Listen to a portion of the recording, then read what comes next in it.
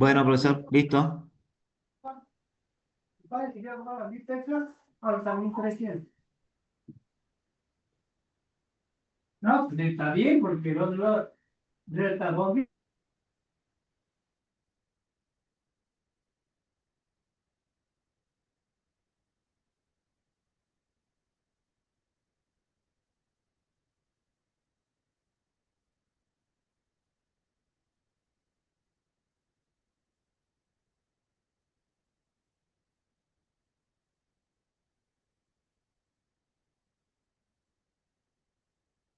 Otros servicios de comunicación con la informante, la misma residencia que nos encontraría en el sector como actriz habría retirada.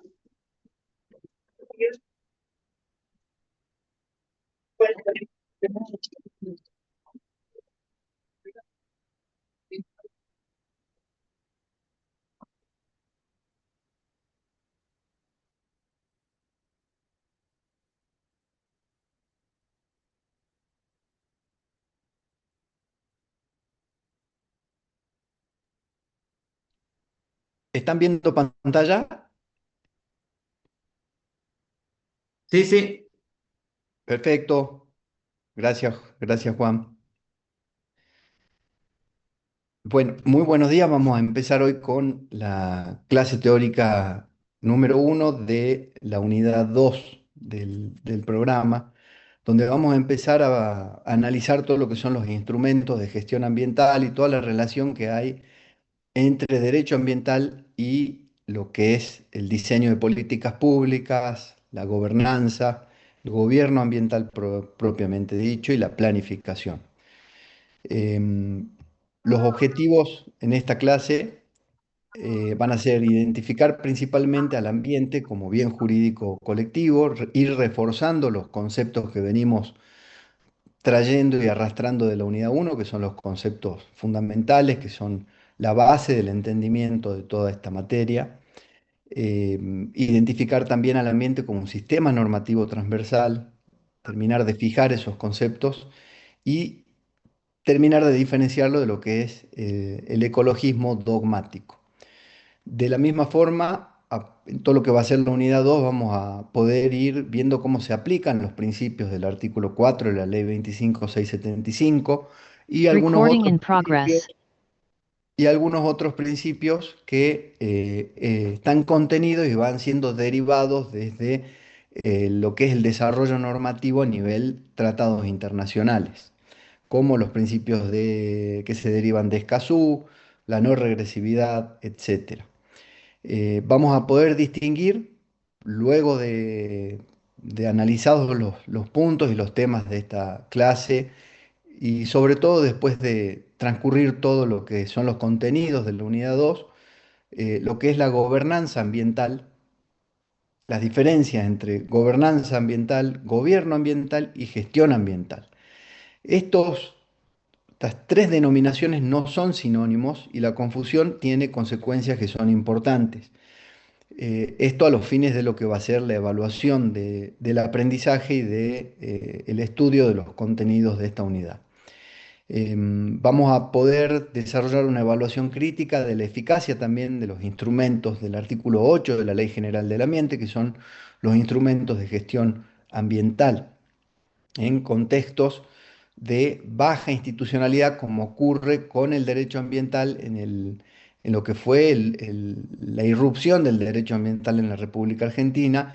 Y vamos a poder ir viendo cómo estos instrumentos, que al principio eran ejecutados o tenidos en cuenta muy tímidamente, luego comienzan a madurar y se empiezan a convertir en patrones estructurales de el desarrollo de toda política ambiental.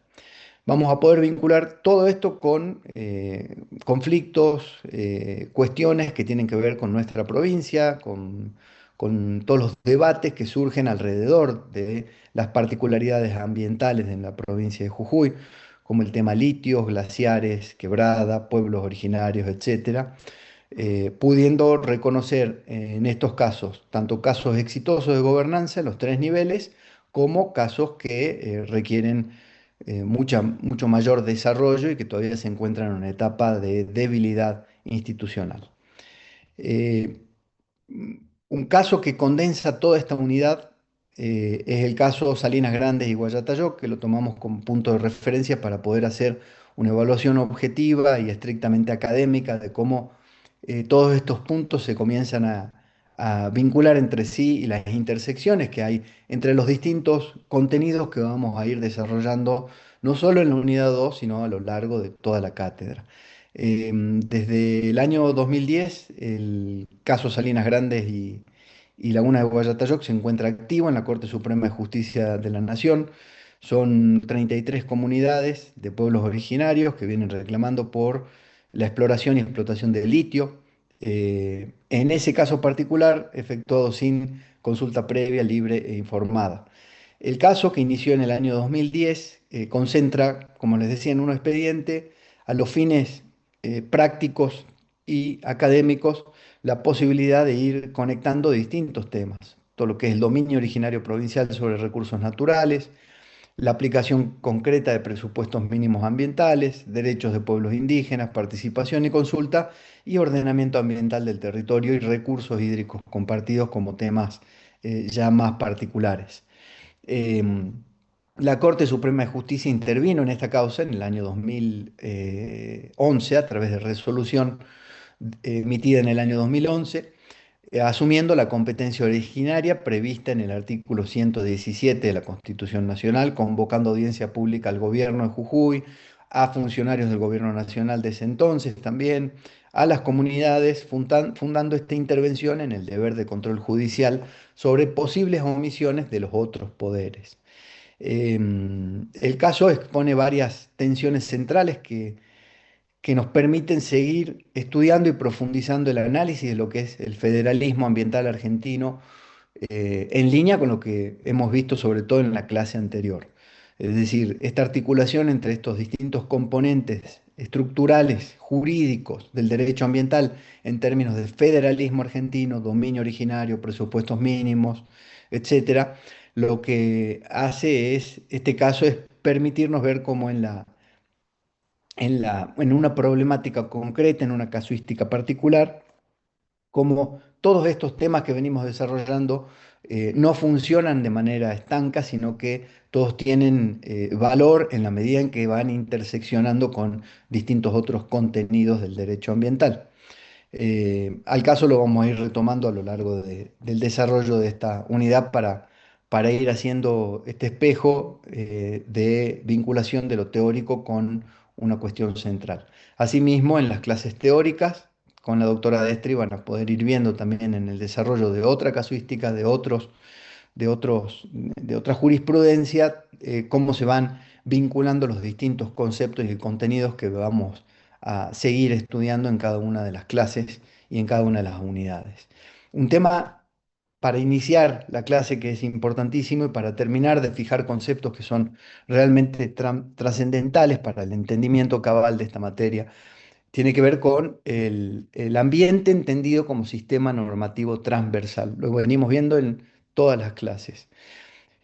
Y todo este entendimiento parte de la consideración del ambiente como un bien jurídico colectivo. Es decir, en términos jurídicos, el ambiente no es un sujeto espiritual, una abstracción teórica o retórica, es desde el punto de vista del entendimiento jurídico, la recepción que hace la Constitución reformada en el 94 y todo el despliegue normativo que a partir de ese momento se ha ido desarrollando a nivel legislativo y jurisprudencial, hay una clara consigna en donde, desde el punto de vista jurídico, el ambiente es bien jurídico colectivo protegido porque es condición material de existencia y de despliegue de todos los derechos fundamentales. Y acá hay un tema no menor. La consideración jurídica de esta, o la valoración axiológica de esta condición del ambiente a este nivel, es decir, como precondición para el ejercicio de otros derechos fundamentales, es lo que termina de colocar al ambiente en su jerarquía de importancia normativa, a nivel de comparación o de vinculación con las otras ramas del derecho. Durante muchísimo tiempo, post reforma del 94, hubo una corriente doctrinaria que trataba de bajarle el precio al derecho ambiental y de plantear que el derecho ambiental era una creación eh, forzada, arbitraria de cierto sector académico que pretendía imponer su visión sesgada sobre el desarrollo de los temas ambientales en una agenda jurídica en desmedro del respeto por las ramas tradicionales históricas del derecho, sobre todo en el sistema continental europeo, que es la tradición jurídica en la que está inserta el sistema jurídico argentino como un todo. Con el paso del tiempo, esta disputa académica, a veces ideológica, a veces 100% pragmática, lo que fue haciendo fue desterrar esa visión. Con el paso del tiempo, hoy ya no hay discusión sobre la importancia del derecho ambiental en nuestro sistema jurídico nacional, en los sistemas jurídicos de las provincias. Esto fue gracias a la constante evolución que se fue dando en los distintos niveles de gobierno, a nivel país y a nivel provincial también. Es decir, la actuación consecuente, consistente y coherente de despliegue normativo ambiental que se fue desarrollando en los últimos 30 años, tanto en cabeza del Poder Ejecutivo, como del Poder Legislativo, como del Poder Judicial, principalmente a nivel nacional, lo que fue haciendo fue consolidar la posición y la importancia jurídica del derecho ambiental dentro de nuestro sistema jurídico, hasta llegar a este punto en donde hoy el análisis que se hace del derecho ambiental y de la protección del ambiente como bien jurídico colectivo es esta que hemos eh, destacado recién, el ambiente como condición material de existencia de todos los derechos fundamentales y de despliegue en el ejercicio de otros derechos fundamentales. Es decir, si no hay protección del ambiente, muy probablemente, como veníamos viendo en las clases pasadas, vamos a tener impactos colectivos en materia de salud pública, por ejemplo. Bueno, entonces el despliegue del derecho a la salud como un derecho fundamental va a estar condicionado en algunos casos, por supuesto, no en todos, por el nivel de protección del ambiente en un momento dado, en un lugar dado. Y así con distintos otros derechos, como el derecho a la vivienda, eh, como distintos otros derechos fundamentales que se encuentran vinculados con el ambiente, como este espacio común, como la casa común, en donde el ser humano, las personas llevan adelante el desarrollo vital a través de actividades cotidianas. Por eso la protección del ambiente no se apoya solamente en el valor estético o moral del ambiente, sino en la función estructural del sistema jurídico. Sin ambiente habitable, sin ambiente sano, apto para el desarrollo humano, no hay derecho a la vida, no hay derecho a la salud, no hay derecho al trabajo, no hay derecho a la cultura. Todos los demás derechos aparecen como derechos condicionados en la medida en que el ambiente protegido es la condición de su despliegue. La Corte Suprema de Justicia lo fijó con claridad en el caso Mendoza, al sentenciar que el ambiente es un bien jurídico colectivo, indivisible, no apropiable privadamente. De ahí es que deriva la legitimación extendida y la tutela preventiva y de recomposición que también hemos venido estudiando en las clases anteriores. Siguiendo a Lorenzetti en teoría del derecho ambiental, lo que propone este autor es que, y esto nos va a ordenar todo el desarrollo de la unidad, es que debemos ir más allá de la idea del derecho ambiental como tutela del bien ambiente. El derecho ambiental es, en su lectura completa, una forma distinta de pensar el sistema normativo entero. Ingresa como lenguaje, no solo como norma. Eh, un breve repaso de cómo es que llegamos hasta acá, cómo es el grado de desarrollo evolutivo del derecho ambiental. Eh, como lo venimos diciendo, el derecho ambiental no apareció de un día para otro, no nos cayó del cielo. Tiene una historia institucional, internacional y nacional que siempre conviene fijar porque condiciona cómo leemos también cada principio y cada norma. Eh, Habíamos hecho el repaso en la primera clase de la unidad 1 de algunos hitos en cuanto al desarrollo global del derecho ambiental. La Conferencia de Estocolmo de 1972, que es el acto fundacional del derecho ambiental internacional, por primera vez se declara en esa conferencia internacional de Naciones Unidas sobre el medio humano el derecho a un ambiente sano. Y se crea ni más ni menos que el PNUMA, que es el Programa de Naciones Unidas para el Medio Ambiente.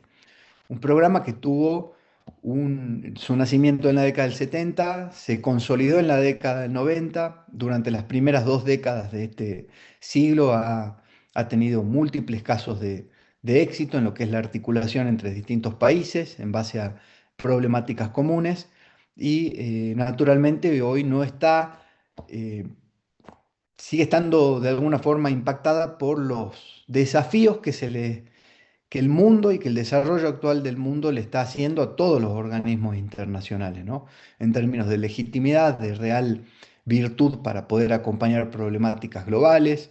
Es decir, no está exento el PENUMA hoy de las críticas que surgen de un mundo que está en plena transformación, que se va desarrollando cada vez más rápido, que va generando impactos en instituciones internacionales que habían logrado consolidarse y que en algunos casos no llegan a poder cumplir los fines y los servicios que habían sido tenidos en cuenta al momento de su originación y luego en las décadas de mejor performance de esos organismos internacionales. Aún así, el PNUMA, el Programa de Naciones Unidas para el Medio Ambiente, es un caso de éxito en materia de cooperación internacional. Nace en la Conferencia de Naciones Unidas de Estocolmo en el 72. Volviendo a repasar el tema, en el informe Brundtland de 1987, ahí es cuando se acuña por primera vez la definición que sí seguimos usando hasta hoy, que es la de desarrollo sostenible. Es decir, la idea de que el desarrollo sostenible es aquel que satisface las necesidades del presente sin comprometer la capacidad de las generaciones futuras para satisfacer las propias. La visión intergeneracional del ambiente y del derecho ambiental. La, el surgimiento de esta idea en que el Estado también debe proteger al ambiente porque tiene que funcionar como aquel que tutela bienes comunes que son de uso actual, pero principalmente con el objetivo de que esos bienes puedan satisfacer también las necesidades de las próximas generaciones. Desde ese momento es que la equidad intergeneracional dejó de ser solamente una intuición ética, una aspiración moral de ciertos grupos académicos y pasó a integrarse a una nómina institucional como concepto jurídico operable. Tal es el impacto que tuvo el surgimiento de esta definición que el artículo 41 de la Constitución Nacional reformada en el 94 lo incorpora de forma explícita al momento de referirse la norma a la aptitud que tiene que tener un medio ambiente sano y equilibrado para satisfacer las necesidades presentes sin comprometer las de las futuras generaciones. Ya en la década de los 90, en 1992 se dio la primera cumbre de la Tierra, que es cuando eh, cuando evolucionan estos primeros parámetros jurídicos globales a lo que es la constitución del derecho ambiental global. De la cumbre de Río salen en el mismo año la Declaración de Río con 27 principios, el Convenio sobre Biodiversidad a nivel global, es decir, sobre protección de biodiversidad de especies protegidas, tanto animales como vegetales. Surge ya en ese momento la Convención Marco sobre Cambio Climático, la Convención sobre Desertificación y la Agenda 21. Es decir, no es casualidad que la reforma constitucional argentina del 94 haya receptado todo esto 2 años después. El impulso y el cambio de paradigma que operó a partir de la Cumbre de Río fue total a nivel de la ciencia del derecho, a nivel académico y a nivel político. Tenemos nuestra reforma en 1994, como ya hemos visto. En el año 2002 tenemos la cumbre de Johannesburgo, en donde se incorpora la idea de implementación. El problema ya no es declarar principios, 10 años después de Río, lo que se ve es que el problema naturalmente es cómo se implementan de forma más o menos coherente y sistematizada principios globales en cada una de las realidades nacionales de los países que formaron parte y que suscribieron estos acuerdos internacionales.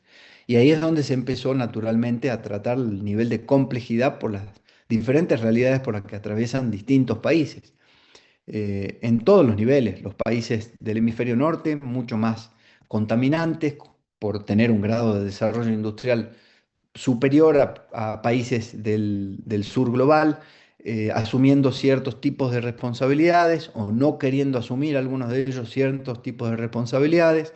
Países del sur global planteando, está bien, tenemos que todos de alguna forma plantarnos en términos comunes frente a las problemáticas globales, pero hay países que todavía tienen que llevar a cabo un grado de desarrollo industrial importante para poder estar en igualdad de condiciones económicas con respecto a los países del hemisferio norte, entonces no se deberían aplicar las mismas condiciones a los países del sur global que a los del norte global, y bueno, se fue dando la discusión que lo que empezó a hacer es ir transformando una linda teoría y una muy buena e importante declaración de principios, porque es estructuradora esa declaración de Río de los sistemas jurídicos normativos a nivel nacional, se fue transformando en cómo asumimos los desafíos de una implementación que realmente se haga eco de esos principios, de esas reglas y de esas guías.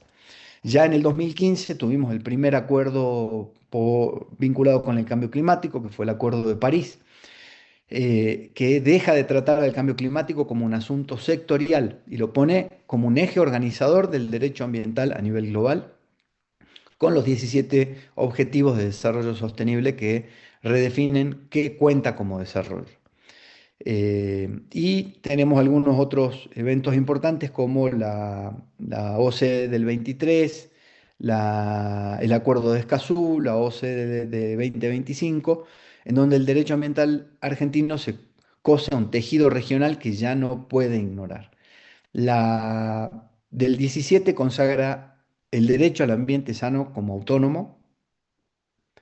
El Acuerdo de Escazú es el primer tratado regional ambiental de América Latina que introduce ni más ni menos que el principio de acceso a la información pública ambiental. Y la reunión del 2025 marca el piso convencional frente a crisis climáticas. Es decir, ¿qué es lo importante de este repaso que estamos haciendo de la unidad 1? Es la de vincular conceptos, funcionar como puente frente a lo que vamos a comenzar a ver ahora en la unidad 2. Es terminar de comprender que el derecho ambiental argentino no es solamente una rama local del sistema jurídico nacional, sino que es la expresión nacional de un proceso normativo global que viene dándose desde hace más de medio siglo. Es decir, que cuando leemos normativa ambiental argentina, nuestra Constitución Nacional, la Ley General del Ambiente, las leyes de presupuestos mínimos, distintas resoluciones o regulaciones de Poder Ejecutivo, leyes provinciales, ordenanzas, tenemos que siempre tener en cuenta que estamos leyendo las obligaciones que vienen después y que todas para encontrar en términos de validez lógico-jurídica su función dentro del sistema jurídico, es que tenemos que mirar de dónde surgen y si hay un nivel de coherencia en la sistematización de su surgimiento a partir de este desarrollo normativo ambiental global. Algunas tesis que ordenan esta unidad. Primero, esta tesis de la transversalidad. Derecho ambiental es un sistema de principios que atraviesa todo el ordenamiento jurídico. Atraviesa el derecho civil, el derecho penal, comercial, administrativo, tributario, el derecho internacional también. No es una rama al lado de las otras, las interviene, las modifica. No niega esto el carácter de autonomía científica y didáctica, pero sí nos permite redefinirlo y no dejarlo solamente como una rama autónoma del derecho, porque va más allá de ser una rama autónoma. Tiene autonomía funcional con vocación expansiva. Se expande hacia otras ramas del derecho. Eh, Luego el tema de la instrumentalidad.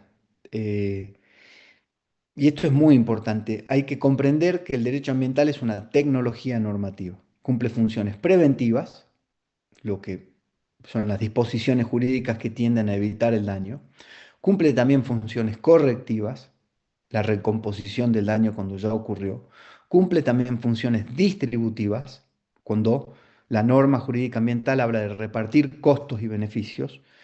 Y cumple también funciones de regulación por incentivos, premiar lo sostenible, desincentivar lo contaminante.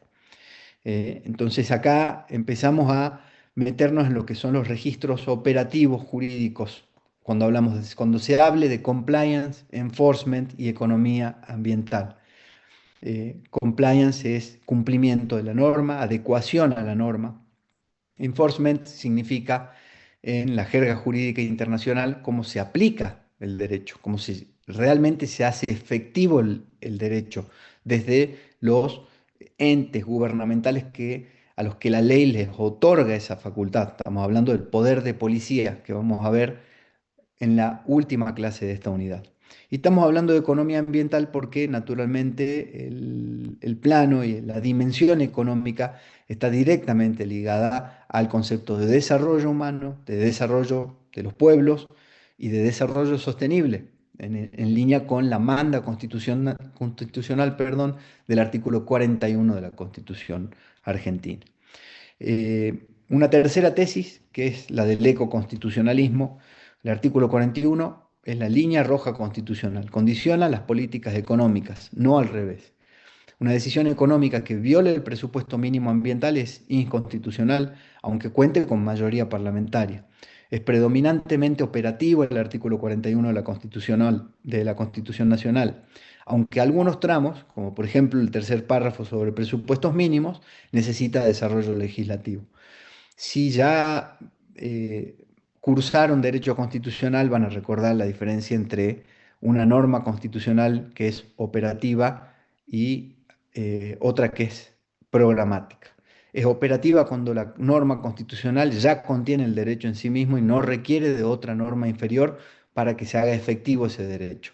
Una norma programática constitucional es aquella que desde el mismo texto constitucional está exigiendo un desarrollo legislativo posterior que la haga plenamente efectiva.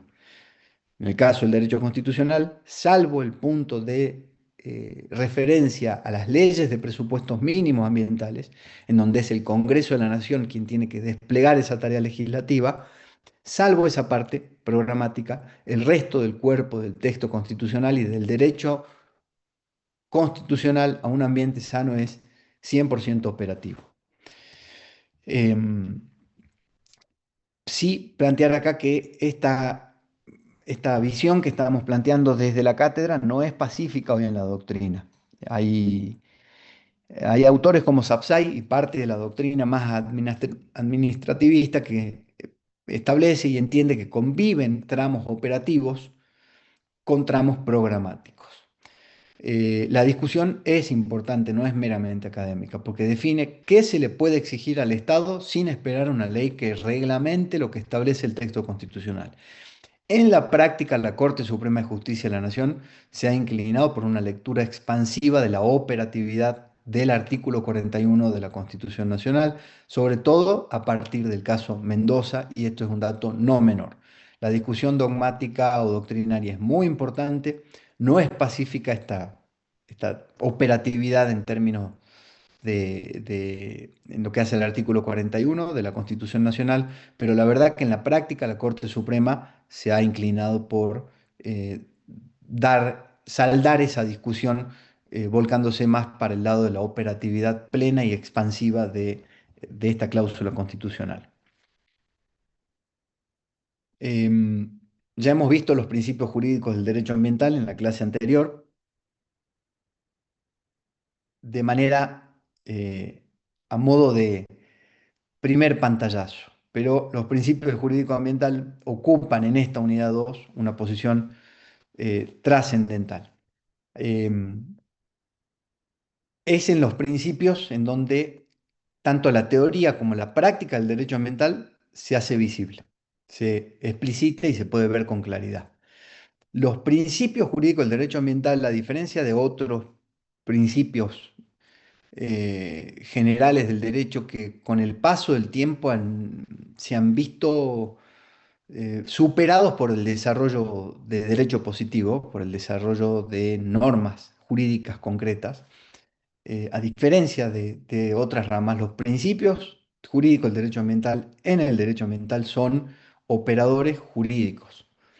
No son solamente declaraciones bien intencionadas, tienen valor jurídico real y la Corte Suprema de Justicia de la Nación es quien se encargó desde los primeros fallos trascendentales de la primera década de los años 2000 hasta hoy de marcar este límite y de definir a los principios con este nivel de trascendencia.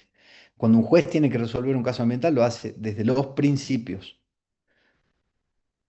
Puede darse que un caso particular cuente con una ley de presupuestos mínimos como punto de referencia normativa, pero puede darse que no.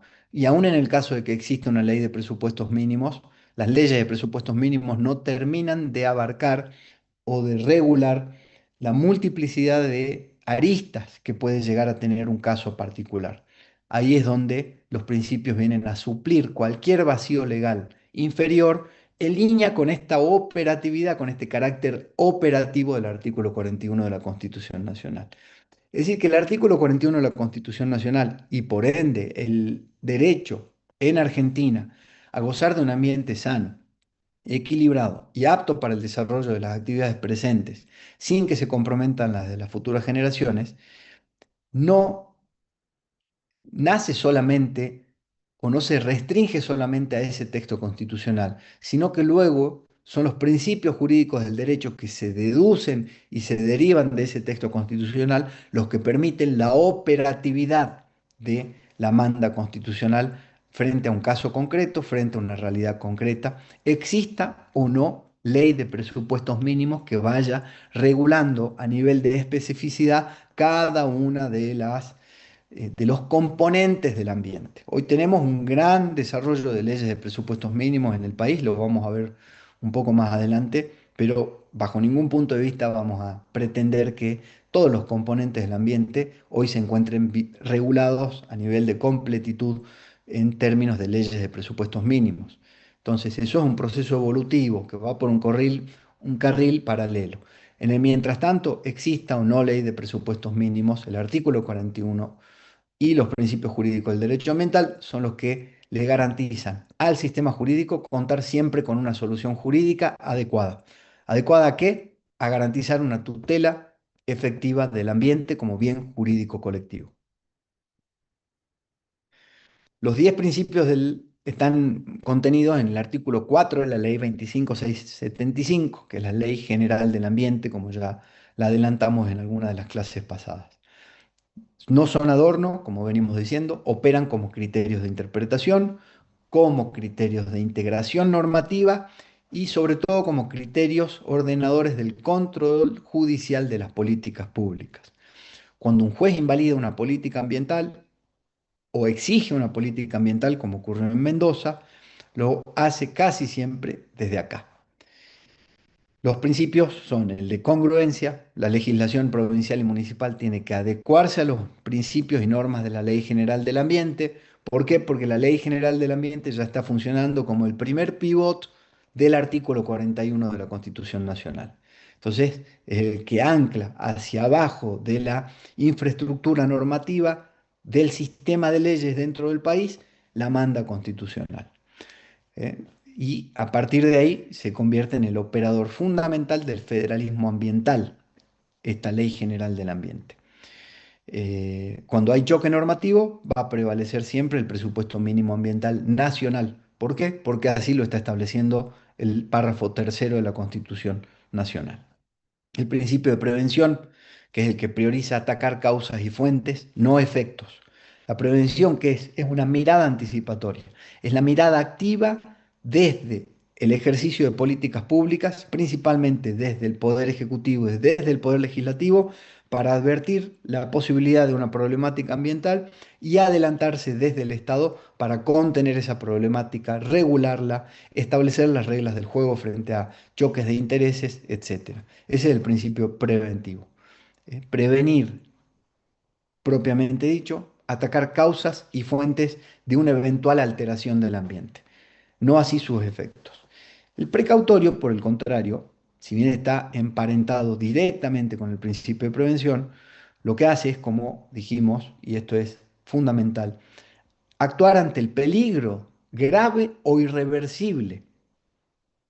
En un caso en prevención, la sala de operaciones, por así decirlo, está más tranquila, se puede analizar con tiempo lo que puede llegar a ocurrir en el futuro con alguna cuestión que vaya evolucionando en materia ambiental. El principio precautorio se activa frente a la imposibilidad de haber podido regular correctamente, aprobar o prohibir correctamente una actividad de antemano, en una definición previa de esa sala de operaciones jurídicas, pero de repente se está ante un evento que puede llegar a generar eh, un peligro grave o irreversible de daño ambiental.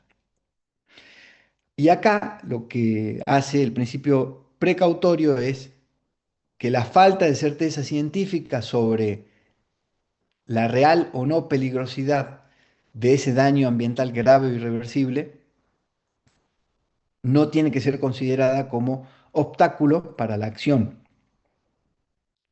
Este principio precautorio surge de la Declaración de Río y la Corte Suprema de Justicia de la Nación lo aplicó principalmente en el caso Salas, cuando, como bien estudiaron esta jurisprudencia, se suspendieron los desmontes en Salta porque empezaron a darse en paralelo desmontes en distintas áreas de la provincia de Salta. Algunos contaban, algunos permisos tenían evaluación de impacto ambiental previa, otros no, pero era tal el nivel de atomización de distintos productores solicitando y requiriendo desmontes que dejó de tener sentido la evaluación de impacto ambiental de un solo productor, porque al lado había otro productor pidiendo desmonte, al lado había otro, al lado había otro, de repente era un cúmulo de cientos de miles de hectáreas siendo desmontadas que no habían sido unificadas en una lectura ambiental común, eran estudiadas en el expediente de cada interesado.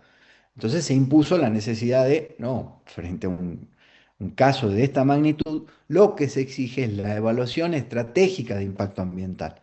¿Por qué? Porque cada expediente por sí solo no es suficiente para garantizar que no haya daño ambiental o que se cumpla satisfactoriamente con una evaluación de impacto ambiental. Se debía considerar la problemática como un todo. Entonces ahí se activó el principio precautorio por primera vez a partir de la Corte Suprema de Justicia de la Nación. En ese momento había un peligro de daño grave e irreversible. No había certeza científica de que ocurriese o no ocurriese. Aún así, la falta de certeza científica no justifica la inacción. Eso es lo que dijo explícitamente la Corte y por eso es que suspendió los desmontes y obligó a la provincia de Salta a hacer ni más ni menos que el primer acto de evaluación de impacto ambiental estratégico para una actividad dada, en este caso, desmontes. El principio de equidad internacional, no voy a insistir sobre esto, ya lo hemos visto muchas veces y lo hemos desarrollado también hace unos minutos cuando hablamos del informe de Brundtland y la definición de desarrollo sostenible y cómo está explícitamente contenido en el artículo 41 de la Constitución Nacional. Sí, me voy a detener en el principio de progresividad. El principio de progresividad básicamente lo que plantea es que los objetivos ambientales se logran gradualmente con metas interinas y finales. ¿Qué hace este concepto y este principio de progresividad? Proponer una mejora continua. Y tiene un principio espejo que es el de no regresividad. Así que cuando vemos no regresividad, nos tenemos que acordar de progresividad. Y cuando hablamos de progresividad significa que la norma ambiental nunca va a ser 100% perfecta. El atendimiento por parte de un gobierno o por parte del poder legislativo de una problemática ambiental en un momento dado va a responder a el nivel de consenso y de conocimiento que se tenga sobre esa problemática en ese momento dado y al nivel de consenso a la hora de poder diseñar, aprobar e incorporar al sistema nacional un dispositivo jurídico concreto. Eso a veces no es lo mejor, pero siempre es mejor tener un dispositivo que no tenerlo. Y hay progresividad tanto en la posibilidad de optimización de esos dispositivos jurídicos, como también hay progresividad dentro de los planes y metas de cumplimiento de protección ambiental que puede llegar a tener ese dispositivo jurídico. Por darles un ejemplo para bajarlo a la tierra, la ley argentina sobre cambio climático no plantea rígidamente, a partir de mañana las cosas son así. ¿No? La ley lo que plantea es un marco temporal, metas a lograr hasta X años, metas a lograr hasta 10 años después, metas a lograr hasta 20 años después. Es decir, entiende que atender las problemáticas ambientales requiere, en términos de implementación, una coordinación que es compleja y que la realidad de los procesos ambientales exige que las acciones que tomemos hoy no se van a ver mañana, pero sí van a poder ser medidas y vamos a poder tener métricas de éxito en términos de protección ambiental de acá a 10, 15, 30, 100 años. Entonces, es una norma que de alguna forma lo que hace es plantar la progresividad como eje fundamental en su efecto, en el efecto que logra, que busca alcanzar, que es ni más ni menos que optimizar los componentes ambientales, proteger al ambiente.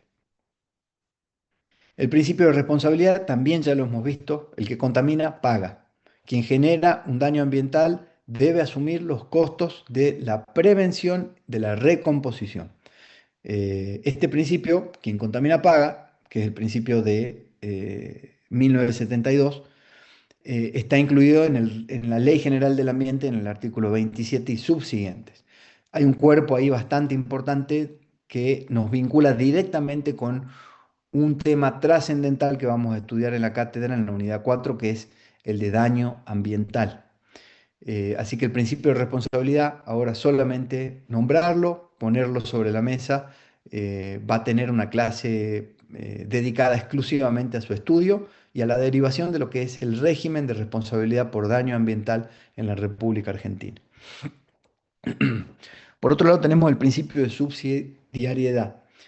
Eh, el Estado colabora por sí o con terceros con la preservación y protección ambientales. Es decir, no es el Estado el único responsable de la protección del ambiente. Sí es el principal, por supuesto, pero es subsidiario. Hay subsidiariedad. Todos los sectores, el sector privado, ONGs, eh, y a nivel gobierno, provincias, municipios, todos están insertos en un tejido que hace a cómo se respeta o no el artículo 41 de la Constitución Nacional y todo el despliegue normativo que surge a partir de dicha manda constitucional. Eh, entonces, el principio de subsidiariedad lo que hace es garantizar principalmente, a poner al Estado como principal garante de la tutela del ambiente, pero indicar cómo esa tarea es subsidiaria en términos de que el derecho al ambiente sano es un derecho y un deber, no solamente del Estado, sino también de los particulares. El principio de sustentabilidad, directamente vinculado con el principio de equidad generacional, no lo vamos a volver a desarrollar, ya ha sido desarrollado cabalmente en distintas clases y también en la clase de hoy. Sí, simplemente decir que es un principio integrador que articula el paradigma ecológico con la racionalidad normativa.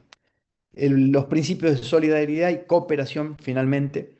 El de solidaridad es el que establece que nación y provincia son corresponsables de prevenir y mitigar efectos transfronterizos, parte del entendimiento que hemos estudiado en la clase 2, de que el ambiente no puede ser restringido a un límite geográfico ficticio de un mapa, porque la realidad de los componentes ambientales en realidad es compartida. La Yunga es compartida entre Jujuy, Salta y parte de Formosa, la Puna es compartida entre Jujuy, Salta, Catamarca,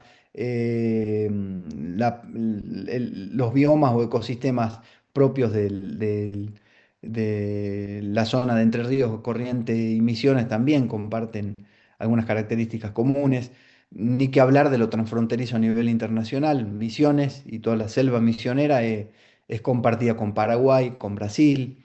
La cordillera a nivel del sur de la provincia argentina, lo que es la Patagonia, es compartida entre Argentina y Chile. Hay sistemas hídricos comunes, hay sistemas climáticos comunes, y así, los distintos ecosistemas y bioregiones que conforman la realidad de nuestro país tienen sus propias delimitaciones y tienen sus propias formas de transicionar entre ellos que no respetan los límites políticos, geográficos inventados por el ser humano al momento de darle un orden a la organización nacional. Eh, Así que acá lo que es el principio de solidaridad repercute directamente en el federalismo de concertación a nivel ambiental, en la cooperación federal en materia de protección del ambiente. El principio de cooperación, por su lado, y hablando del principio de cooperación propiamente dicho, no de cooperación en términos generales, establece que los recursos y ecosistemas compartidos se gestionan en conjunto. Este es el fundamento del COFEMA, que es el Consejo Federal del Medio Ambiente, y de los acuerdos provinciales transfronterizos que existen, por ejemplo, en materia de ríos, por ejemplo, el río Atuel entre La Pampa y Mendoza. Hay una problemática histórica de décadas, y hay en el desarrollo del atendimiento de esa problemática, hemos visto que incluso antes del surgimiento del derecho ambiental, por tratarse de ríos, de un recurso natural histórico, con valor histórico para las provincias y para el país, ya vemos cómo los acuerdos de cooperación para gestión de ese río empiezan a incorporar la dimensión ambiental. Bueno, todavía se discuten muchos de los temas transfronterizos entre provincias respecto a componentes o bienes ambientales comunes. Muchas veces a la participación ciudadana se la lista como principio dentro del artículo 4 y no es así. La participación ciudadana no es un principio jurídico, es un derecho y un instrumento consagrado en los artículos 2, 19, 20 y 21 de la Ley General del Ambiente. Opera como principio por vía doctrinaria y convencional. Es importante que lo ubiquemos bien, sobre todo para lo que va a ser el examen. Participación ciudadana no es principio, es un derecho. Ya la vamos a estudiar también con el paso de las próximas clases. Y ahora sí entramos en lo que es el concepto de gobernanza ambiental moderna. Recuerden que hemos empezado esta clase con la idea de sumergirnos de lleno en lo que es la relación entre derecho ambiental y la política y el entendimiento de esta primera etapa de la unidad 2 en el nivel de lo que se entiende por gobernanza y planificación ambiental. Así que todo lo que hemos desarrollado ahora es vital a modo de fijación de conceptos y precondiciones doctrinarias que nos permiten sí entrar de lleno al, al concepto de gobernanza ambiental moderna. Eh, Gobernanza se usa muchísimo, es un término que se usa y lo van a encontrar utilizado en distintas acepciones, en distintos contextos, para cualquier ámbito, se termina desnaturalizando el término de tanto que se lo usa para cualquier cosa. Tenemos que devolverle el filo al término gobernanza. Entonces, lo que quiero en esta clase es que se vayan de la clase y luego de fijar los contenidos, vuelvan como estudiantes y después como futuros profesionales del derecho a darle filo a la palabra gobernanza y a no utilizarla como se lo utiliza en la opinión pública o en el común de las opiniones en la sociedad.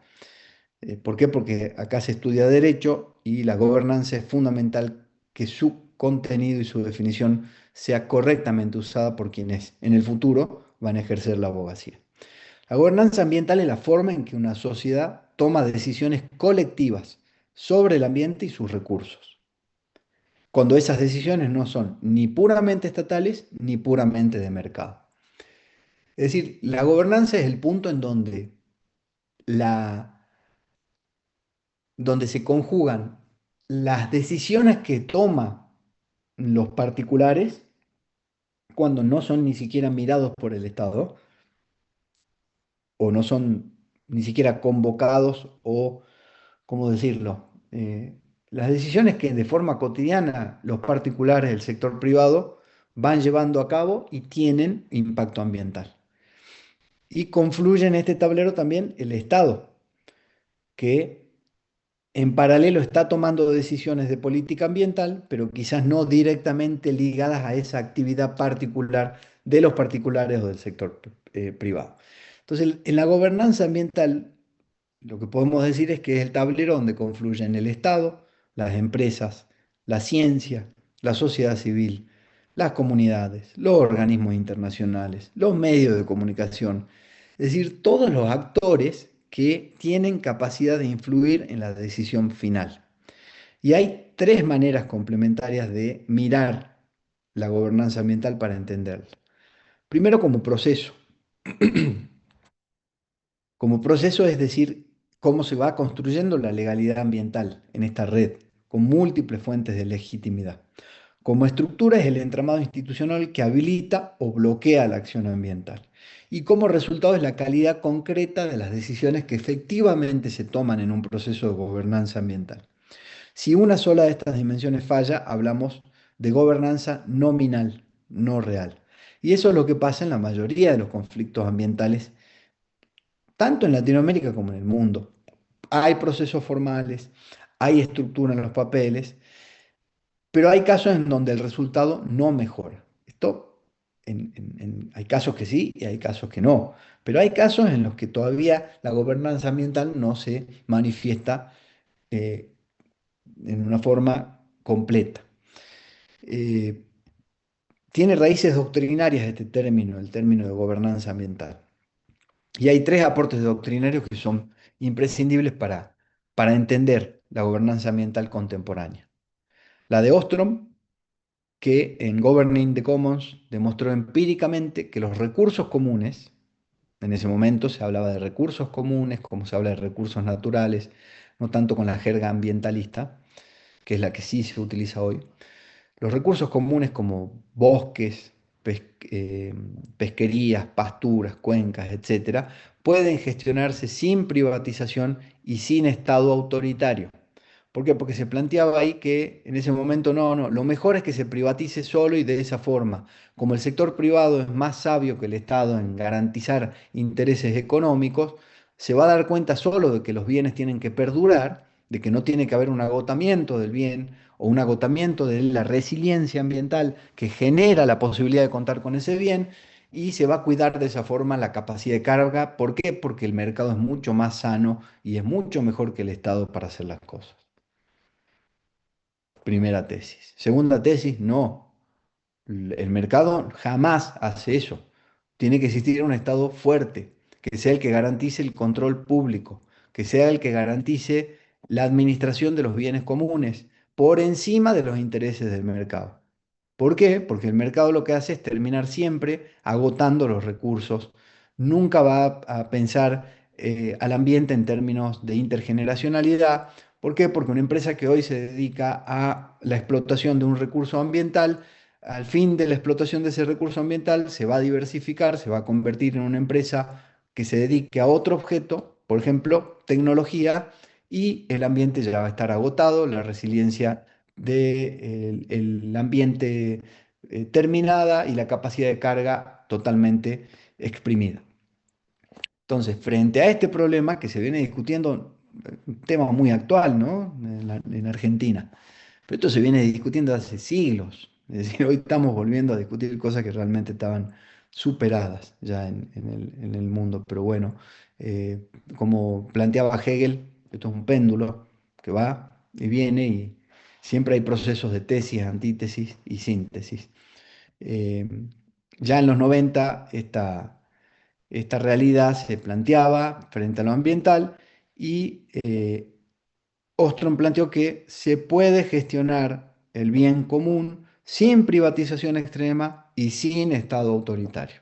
¿Cómo? A través de arreglos institucionales locales, con reglas claras, a través de un monitoreo colectivo, público, a través de sanciones que sean graduadas y destruyó el mito de la tragedia de los comunes de Harding. Para la gobernanza ambiental esto es fundacional porque demostró que las comunidades son gestoras competentes, no obstáculos, o al menos pueden ser gestoras competentes en la medida en que asuman con real eh, criterio de importancia y con responsabilidad la gestión de lo común. Después tenemos otro aporte doctrinario que es el de Lemos y Agrawal, más reciente. Estos autores sistematizaron el concepto de gobernanza ambiental en un paper que hoy es clásico, identifican las tres formas de hibridación institucional. La cogestión, que es Estado más comunidades, las asociaciones públicos-privadas, que es Estado más mercado, y la gestión social privada, que es comunidades más mercado. La gobernanza ambiental real combina las tres. La cogestión estatal, más particulares en comunidades, asociaciones de vuelta, insisto, público-privadas, Estado más sector privado propiamente dicho, mercado, y gestión social privada, que es particulares, comunidades y mercado. Rhodes en redes políticas habló de gobernanza sin gobierno, redes autoorganizadas, interdependientes, autonomía significativa respecto del Estado. Es la matriz que Lorenzetti recepta cuando describe el sistema jurídico plural. No hay un centro único de decisión, hay nodos que dialogan, compiten y se complementan. Esto desde el punto de vista de, este último punto, desde el punto de vista de la explicación de cómo se da el fenómeno sociocultural de interpretación de una problemática ambiental y de cómo a partir de los engranajes que en red van funcionando, el despertar de una comunidad frente a una problemática, el interés del mercado en atender cierta cuestión o de oponerse a ese planteo que está haciendo la comunidad y cómo entra el Estado a discernir, a arbitrar a través de la aplicación de la ley, puede servir esta idea a modo de entendimiento del problema, pero la verdad que se requiere la autoridad, debe haber orden, alguien debe imponer orden y ese orden debe estar reflejado en una nomenclatura jurídica previa, en una disposición jurídica previa. Yo entiendo particularmente y desde la cátedra que todavía falta un grado de desarrollo civilizatorio más profundo para poder pensar en términos de gobernanza y un gobierno. Eh, la posición nos parece muy, eh, por así decirlo, eh, superflua o utópica, y tiene que ver con una visión que roza el anarquismo.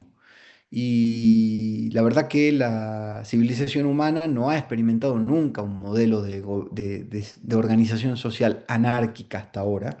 No sabemos cómo puede funcionar eso.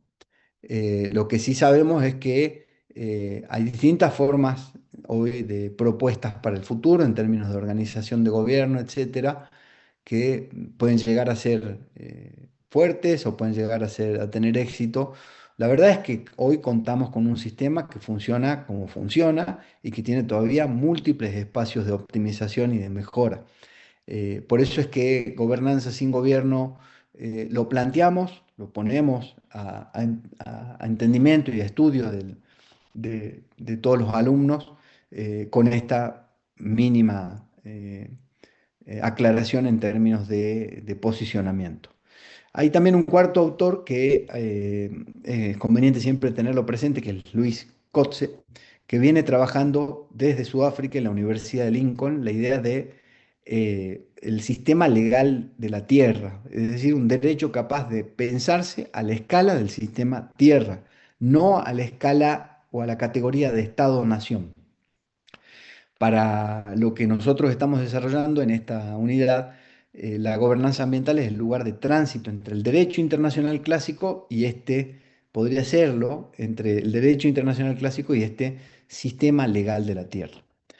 Eh, entonces, definida en estos términos lo que es la gobernanza ambiental, pasamos a una segunda capa de definición por diferenciación, podríamos decirlo, en donde podemos ver que gobierno ambiental es una cosa, gestión ambiental es otra y gobernanza ambiental es otra.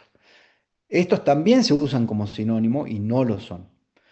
Frecuentemente se los está confundiendo, incluso entre abogados, pero tiene consecuencias prácticas muy graves. Primero porque se va minando la calidad jurídica del lenguaje normativo y decir las cosas como son siempre es importante.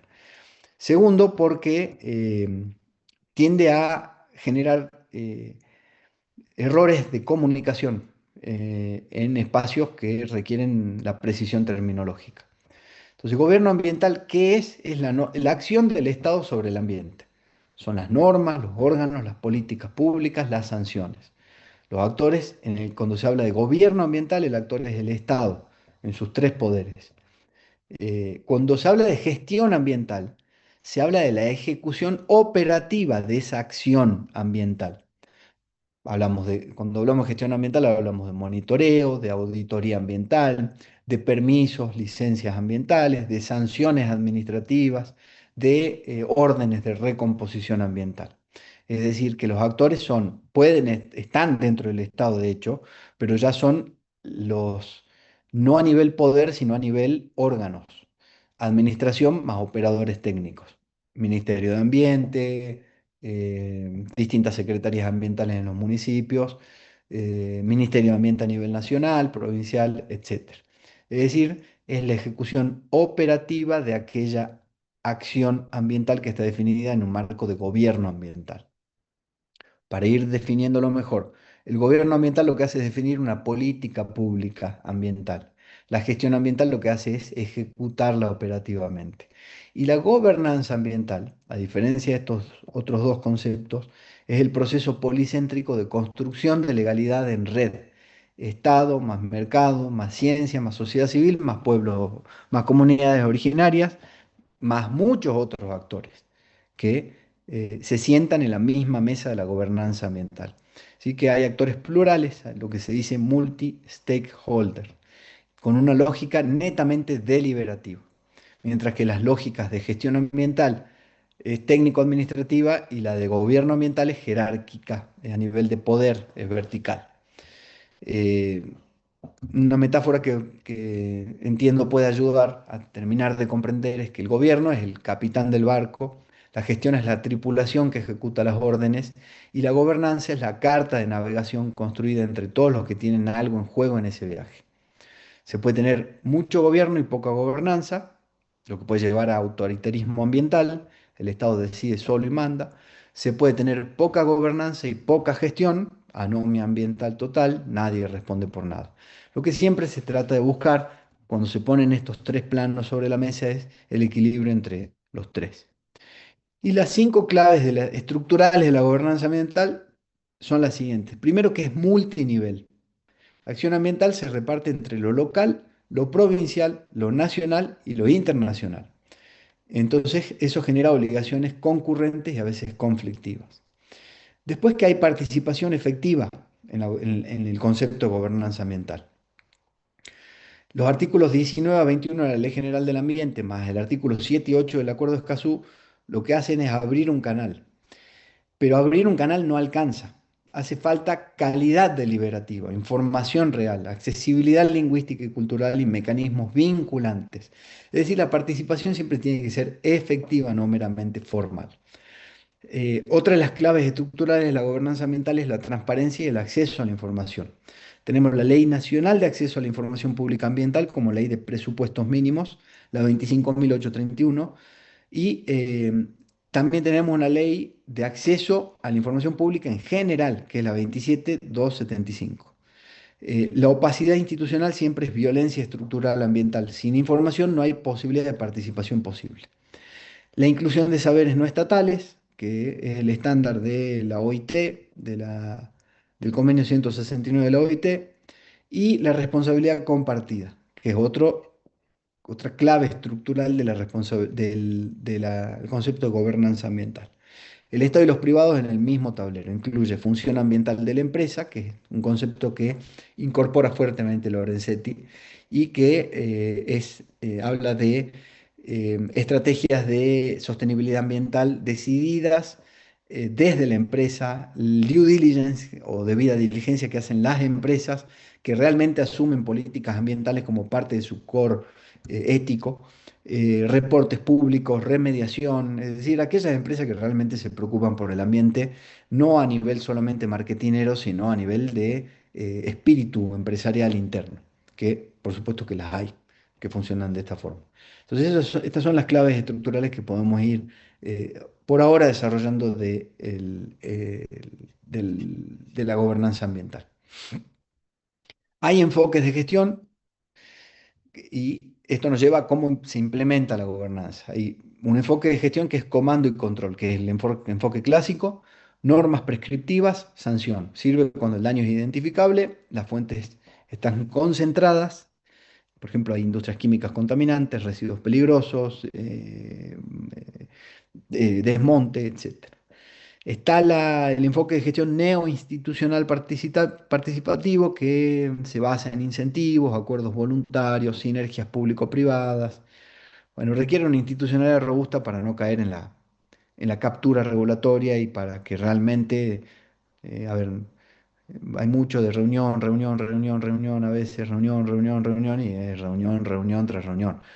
Falta la ejecución, muchas veces por gente que critica los esquemas clásicos de comando y control, se pasa años reuniéndose y después no ejecuta nada. Entonces, bueno, pueden haber también déficit, pueden haber patologías de alguna forma en casarse con una sola forma de gestión, siempre el sentido común es el que tiene que mandar. Y después está el enfoque de gestión basado en ecosistemas, que es interdisciplinario, sistémico, con resiliencia y límites planetarios. Bueno, la literatura internacional reciente está empujando a este lado y es un enfoque que funciona mucho en el ámbito internacional y que está empezando a tener asimilación a nivel nacional también. Es es el que toma más el dato duro, integra la participación, pero se basa más en lo que viene dicho por la ciencia. Y a partir de ahí le es más factible convertir dato científico validado, verificado, cuantificado en norma jurídica. Eh, eh, Entrando a lo que es la gobernanza argentina en carne y hueso, hay tres organismos para conocer. El COFEMA, que es el Consejo Federal del Medio Ambiente, es la mesa donde se sientan la nación, las 23 provincias y la Ciudad Autónoma de Buenos Aires para coordinar la política ambiental.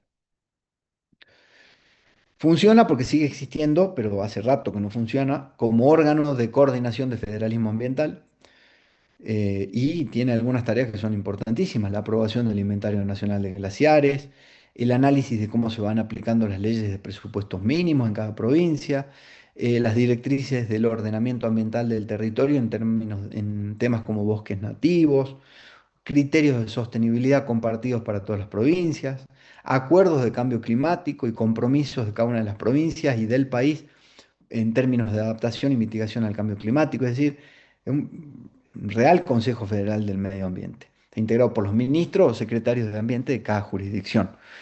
Si bien no es perfecto, porque muchas de sus decisiones no son vinculantes y la dinámica, la realidad política de cada provincia después termina mandando, eh, hay rotación de funcionarios, etcétera, pero es el único escenario real donde se coordina la política ambiental federal. Que si tuviera más fuerza, este organismo es justamente el que pide el artículo 41 de la Constitución Nacional cuando hace derivar de su texto los principios de cooperación y de solidaridad. Es decir, el federalismo ambiental de concertación se tendría que definir en el COFEMA siempre.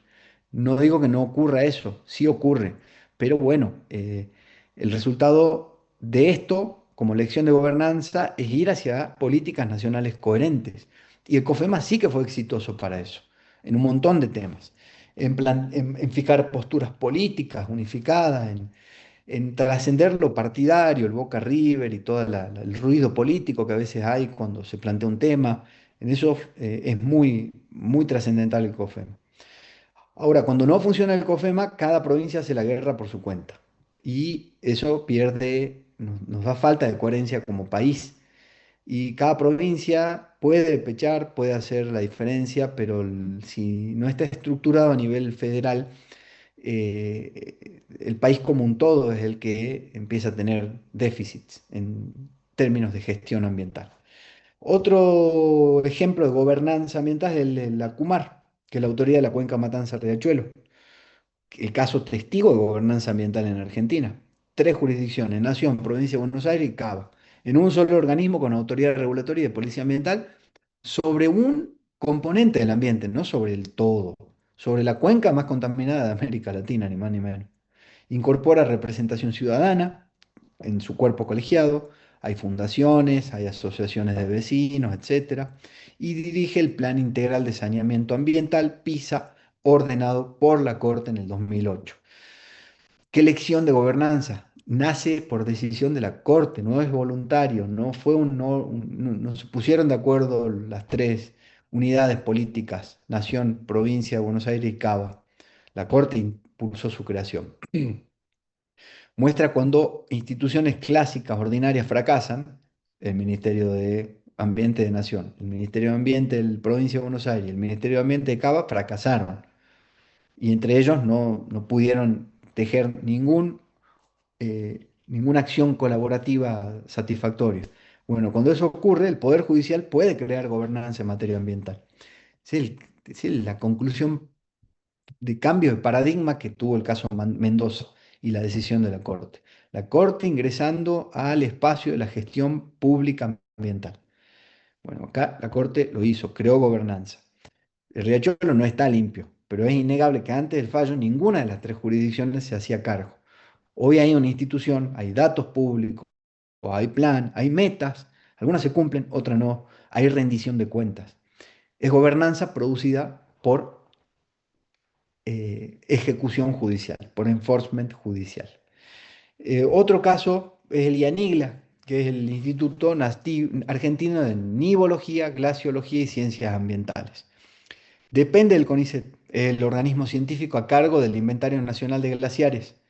Esto porque la ley de presupuestos mínimos 26.639 de glaciares le dio esa manda.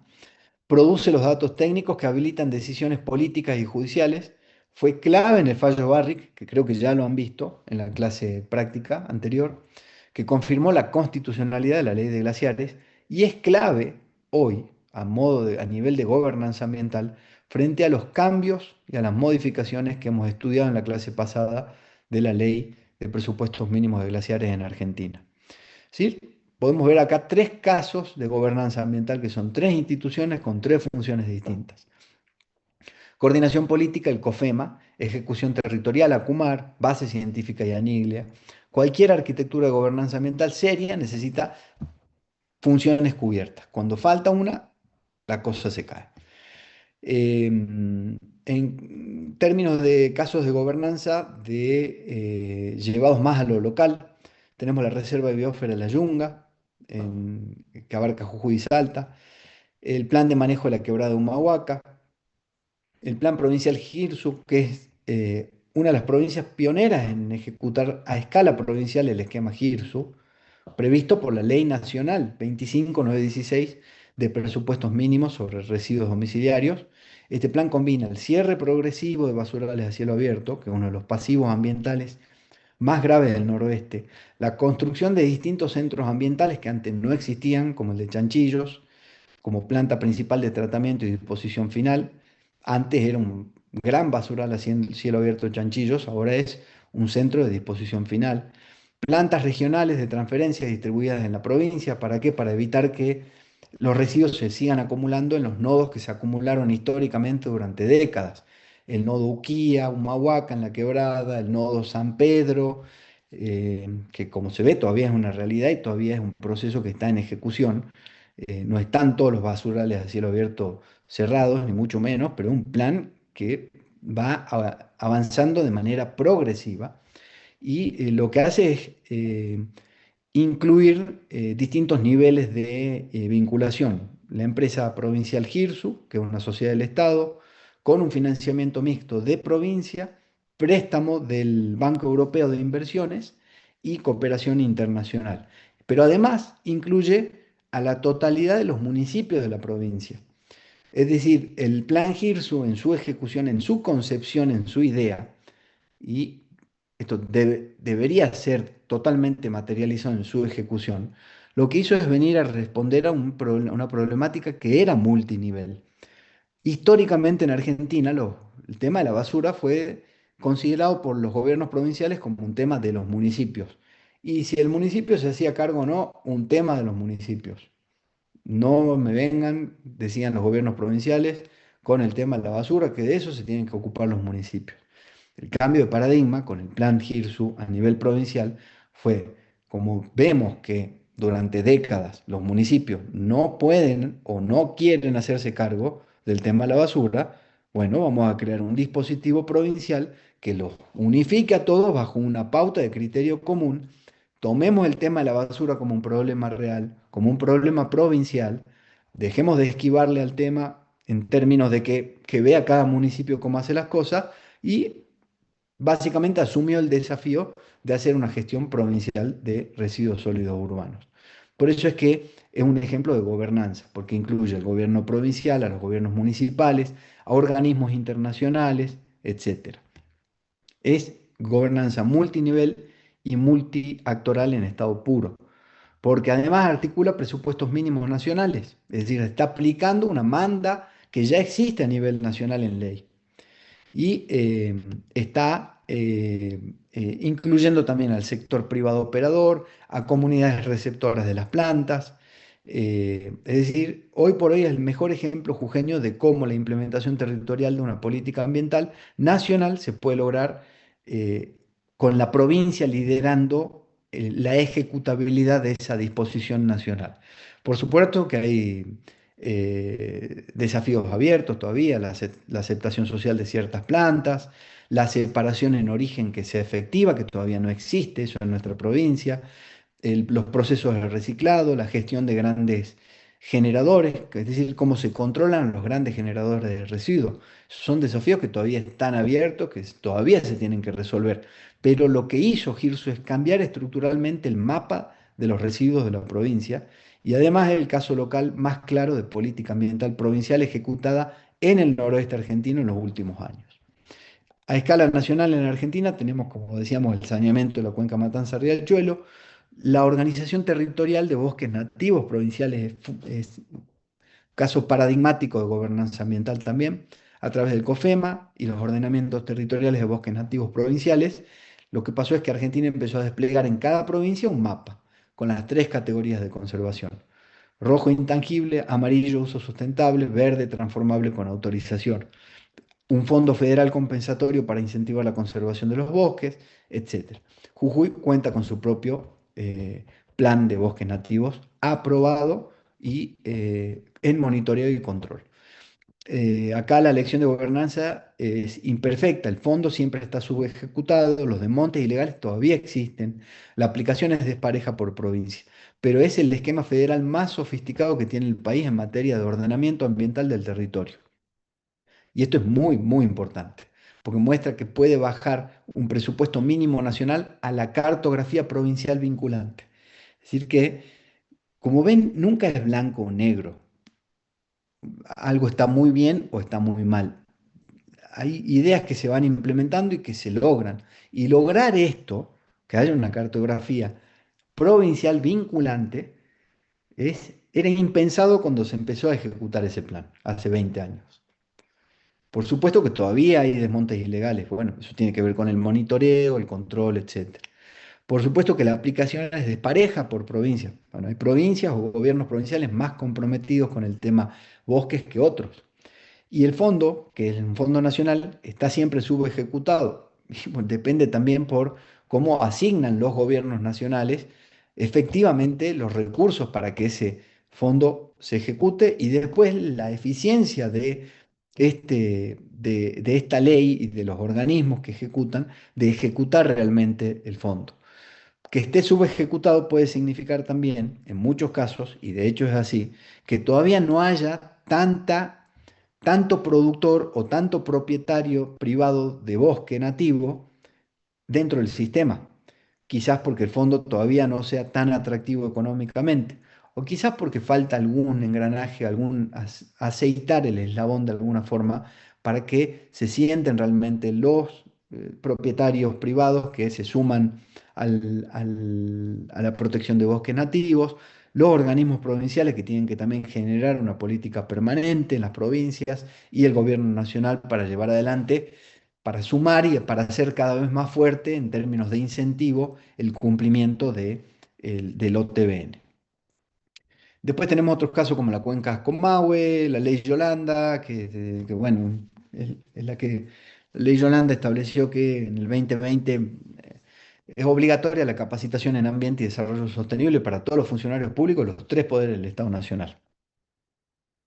Es, eh, un- Parece una nimiedad y es importantísimo si recordamos que desde el punto de vista académico, jurídico y de la ciencia del derecho, el ambiente es el bien jurídico que permite que el resto de los otros derechos fundamentales pueda desplegarse con normalidad.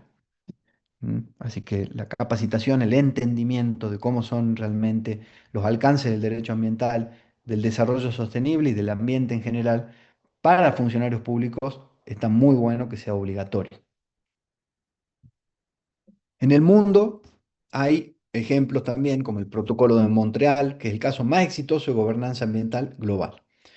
Es del año 1987, adhirieron 197 países, logró eliminar la producción y consumo de sustancias agotadoras de la capa de ozono.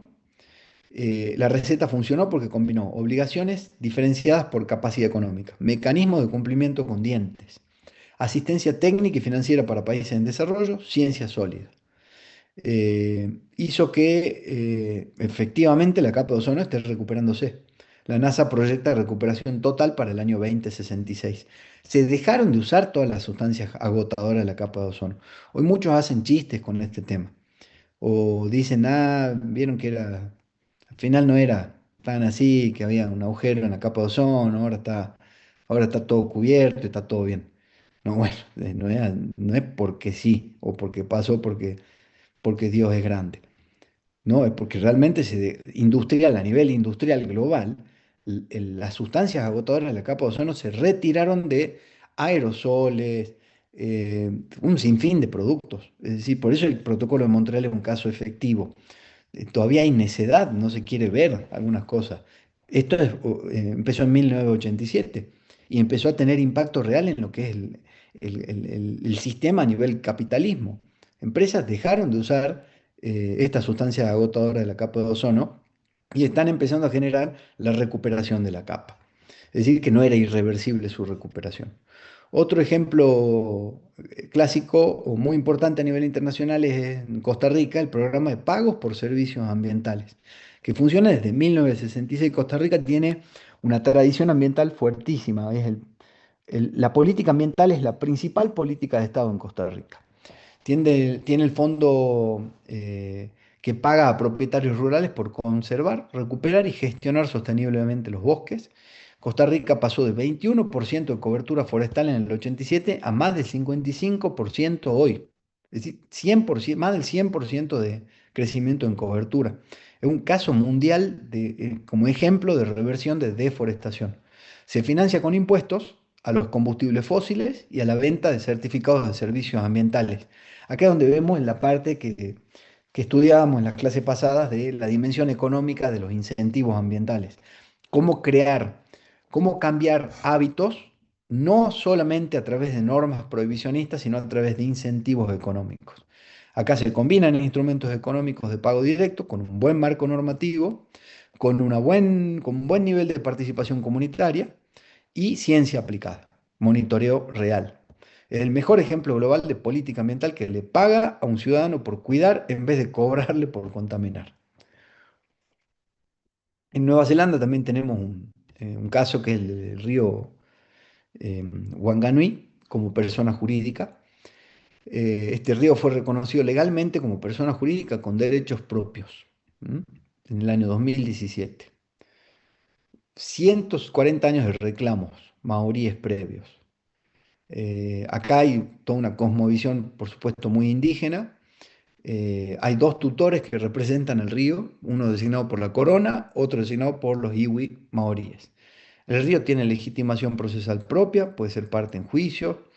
Los proyectos que lo afecten se evalúan con su interés en consideración. Es decir, esto que parece anecdótico no es un gesto meramente retórico, es un modelo global de reconocimiento de derechos de la naturaleza con gobernanza efectiva. Es decir, tradujo una cosmovisión indígena, el río como el antepasado vivo, en una estructura jurídica occidental operable. Hay referencia obligada para pensar qué tipo de gobernanza correspondería, por ejemplo, a Salinas Grandes o a cualquier otro emblema en términos ambientales a nivel provincia, a nivel país. El caso de Colombia, el río Trato, bueno, en Alemania también lo que es la transición energética distribuida es importantísimo. La ley de energías renovables de Alemania, vigente del 2000, no es solamente una política climática, lo que hizo fue rediseñar la gobernanza energética total a nivel nacional en Alemania.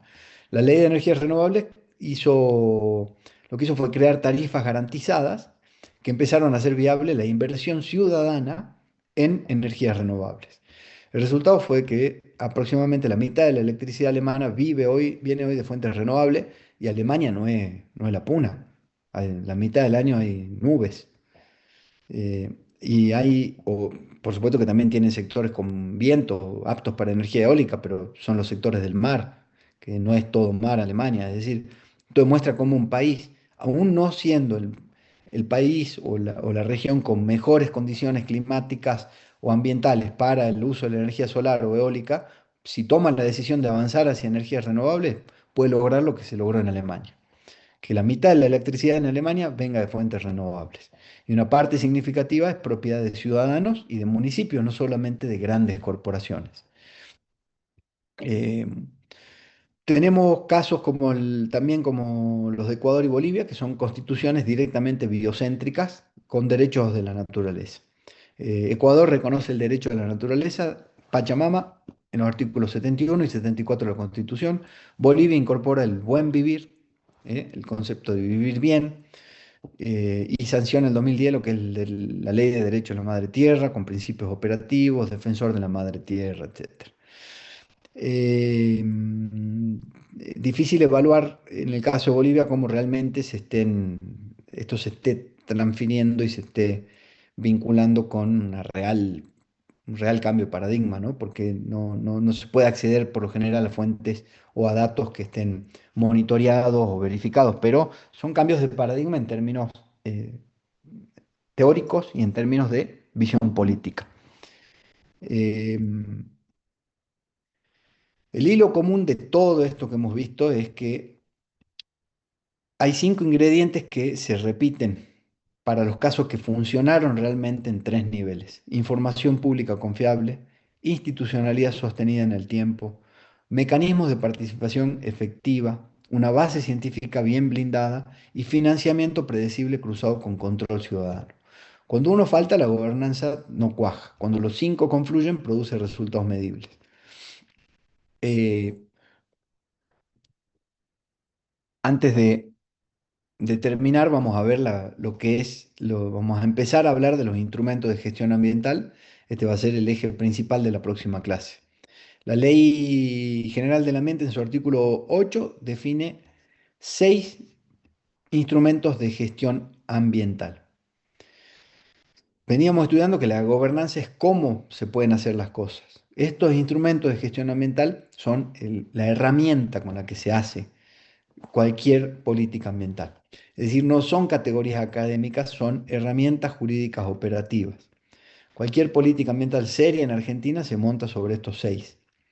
En la próxima clase, como les decía, lo vamos a trabajar a cada uno de esas herramientas, las vamos a trabajar en concreto. Pero tenemos instrumento, función jurídica, norma, ley específica.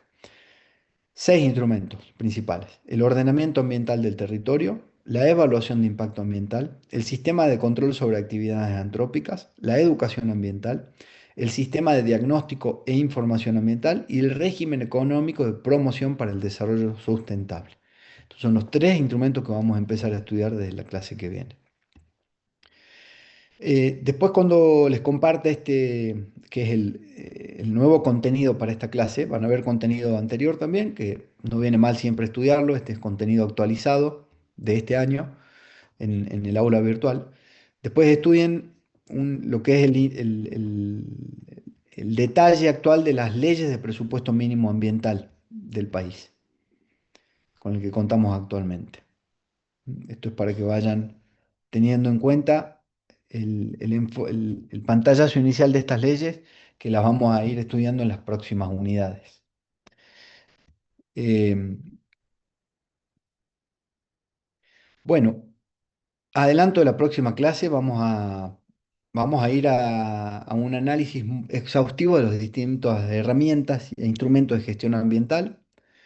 Vamos a ver cuáles son las virtudes críticas que cada uno de estos instrumentos normativos regulatorios tiene. Lo mismo con los instrumentos económicos, los instrumentos voluntarios, los instrumentos de planificación, los de participación pública y los de control y sanción. Eh, Hay jurisprudencia estructural que hemos desarrollado a lo largo de esta clase, el caso Mendoza, el caso Salas, el caso Barrick, que ya entiendo que lo han visto. Hay algunos otros casos que quedan acá establecidos en este material de consulta para si cada uno de ustedes ve la intención de ir profundizando en cada uno de estos temas. Y para cerrar la clase vamos a hablar un poquito de lo que es economía, política y ambiente, que es una dimensión estructural que siempre conviene tenerla presente. ¿Por qué? Porque todo este desafío de derivación y de diseño del sistema jurídico normativo ambiental no se da en un espacio abstracto, se da en un espacio concreto que es el de la economía. Ahí es donde incide. Eh, y por un tema central, el crecimiento económico tradicional, histórico, milenario, se pagó históricamente en moneda ecológica. Es decir, la pregunta no es si hubo costo ambiental, lo hubo siempre. La pregunta es si ese costo está dentro o fuera del precio de mercado. Y la respuesta es que está afuera. El mercado, como ya lo vimos en la clase anterior, no lo internalizaba el costo ambiental, siempre era una externalidad ambiental. Dentro de la estructura de costos de cualquier empresa, el daño al ambiente era una externalidad. Por eso hay que traer la ecología al derecho, para que lo que el mercado no ve, el sistema jurídico lo pueda corregir. Desde la visión ecoconstitucional que propone Lorenzetti, se invierte la lógica tradicional. Ya el ambiente no es variable dependiente del desarrollo, es la línea roja que lo condiciona. Ya no pensamos qué ambiente podemos permitirnos con el modelo económico con el que vivimos. Pensamos, por el contrario, qué economía es compatible con la sostenibilidad ecológica. Y acá hay algunos ejemplos de doctrina para situar este giro, que ya la hemos desarrollado recién. Hay claves de la transición también. Los conceptos empiezan a aparecer conceptos que quizás ya han escuchado ustedes. El concepto de economía verde justamente busca dejar atrás el esquema lineal, que es el clásico extraer, producir, desechar, pasar a modelos de economía circular y regenerativa. En Argentina hay una estrategia nacional de economía circular que está en fase de elaboración. Los instrumentos fiscales verdes son reformas tributarias ambientales, impuestos al carbono, canjes de deuda por naturaleza, un esquema que Argentina está recién explorando, pago por servicios ecosistémicos, perdón, como el que vimos, como el modelo que vimos que implementó Costa Rica. Hay naturalmente tensiones reales y todavía discusiones que parecieran insaldables, pero la verdad que están siempre a un paso de ser consensuadas. Crecimiento versus sostenibilidad. Justicia distributiva versus internalización de los costos. Transición versus transición justa. Es decir, eh, son todos las- los conflictos que van surgiendo en la medida en que estas ideas empiezan a tomar impulso y fuerza dentro de los sistemas socioeconómicos de vida de cada país. Eh, Hay reformas institucionales, algunas ya hechas, otras en marcha, que tienden a limitar la captura regulatoria por intereses extractivos, que buscan trazabilidad de decisiones ambientales, que buscan realmente participación con efectos, no solamente para que se llene un formulario, y hay integración intersectorial. El ambiente ya no es un sector o una cartera, es la condición de posibilidad del desarrollo porque es la condición de posibilidad del ejercicio de otros derechos fundamentales. Cuando se lo trata como un sector, termina compitiendo con producción, con infraestructura, y ahí naturalmente pierde el ambiente.